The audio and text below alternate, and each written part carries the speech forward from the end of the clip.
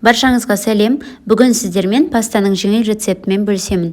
Ол үшін видеоны соңына дейін қарап, менімен бірге дайындаңыздар.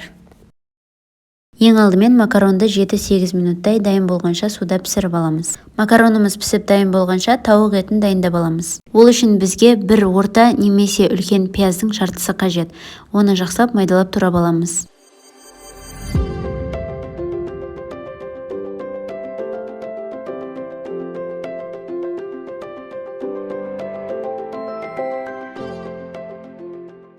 Және бір чеснок, яғни сарымсақты да алып, оны майдалап турап аламыз.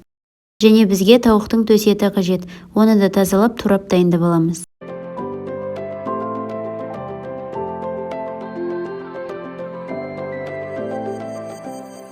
Қызып тұрған табаға сары майды саламыз. Сары майды оливковое масламен алмастыруға болады.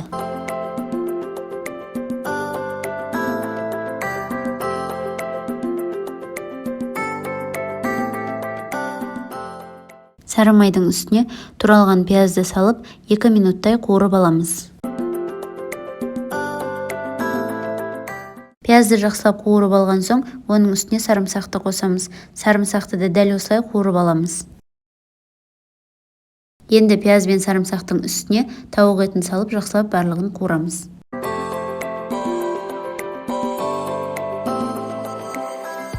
Тауық етін 1-2 минуттай қуырып алған соң, үстіне дәміне қарай тұз, бұрыш және өз қалауларымызша дәмдеуіштер қосамыз.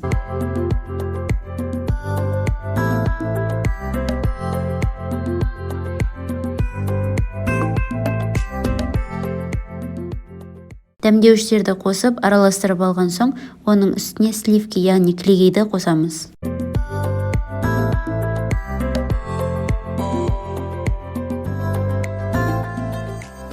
Кілегейді араластырып алған соң, оның үстіне үккіштен өткізілген сырды саламыз.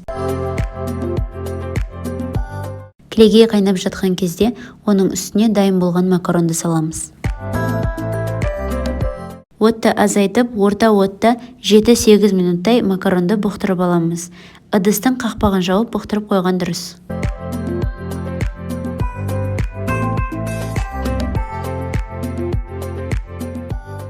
Осымен біздің пастамыз дайын.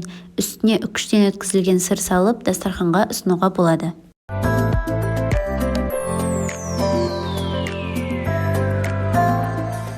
Паста ең оңай әрі дәмді тағамдардың бірі.